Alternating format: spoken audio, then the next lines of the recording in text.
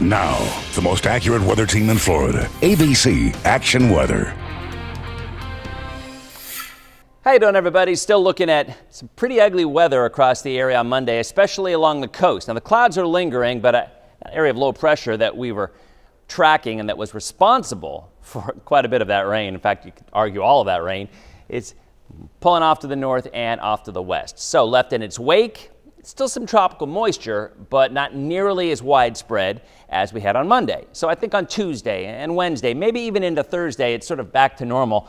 Although actually, as the low pulls away, I think we're going to see some slightly drier air coming on in for the latter half of the week. And then by the weekend, we're going to see another spike in moisture. So nothing unusual about this. This is pretty much the way things often play out toward the end of the rainy season. We don't have that high moisture content every day. We sort of have ebbs and flows, and there will be times where the rain chances will be higher, and then there will be other times that it's going to be lower. And I think over the next 7 days, we're going to see just that: high, low, and high again. Through Tuesday afternoon, west wind, heavier storms east of us, which is traditionally where pretty much all the severe thunderstorm warnings go with this sort of a pattern. I do think morning showers along the beach are certainly a possibility, maybe even across the metro area until about 8:30, 9 o'clock. And then we go through the whole cycle again on Wednesday.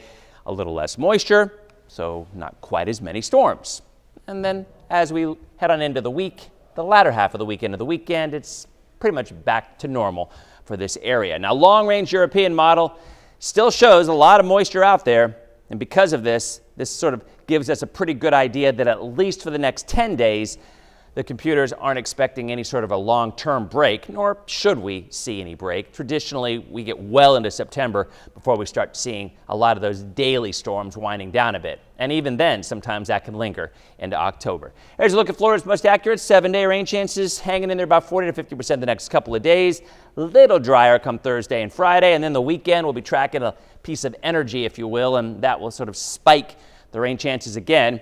Whether it's more on Saturday or Sunday, a little bit too early to tell, but bottom line, I do think the rain chances begin to bump up again by the weekend.